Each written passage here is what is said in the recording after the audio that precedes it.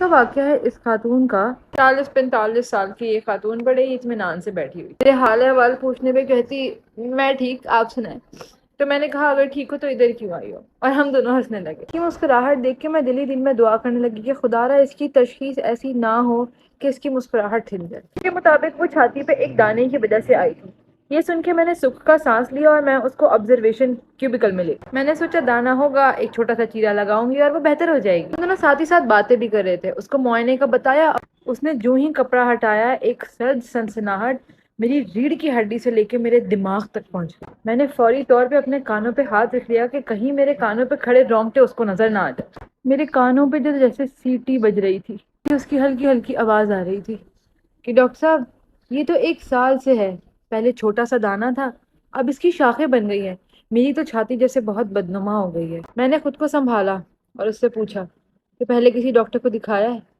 تو کہنے لگی کہ ہاں میں نے پہلے بھی ڈاکٹر کو دکھایا تھا، انہوں نے کہا کہ گوشت نکال کے اس کا ٹیسٹ ہوگا۔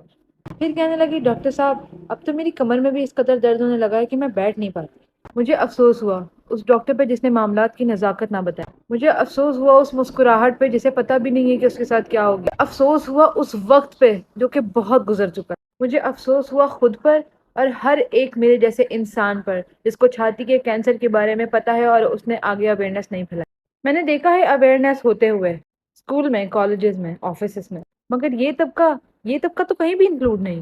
ان کو کون بتائے گا کہ تمہاری چھاتی میں جو ایک گٹھلی تمہیں محسوس ہو رہی ہے وہ سرطان بھی ہو سکتی ہے؟ انہیں کون بتائے گا کہ اگر تمہاری چھاتی کا شیپ اچانک بگڑنے لگا تو یہ خطرناک ہو سکتا ہے؟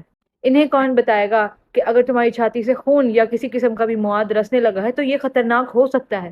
انہیں کون بتائے گا کہ ریگولر چیک اپ سے اگر اس بیماری کو شروع میں ہی پکڑ لیا جائے تو اس کا علاج ہو سکتا ہے؟ آپ کے گھروں میں بھی ہوں گے کام والے، مالی ہوں گے، ڈرائیورز ہوں گے، کام کرنے والی ہوں گی، آپ کی ذمہ داری ہے وہ لوگ، آپ کو بتانا ہے انہیں۔ امید بنے لوگوں کی۔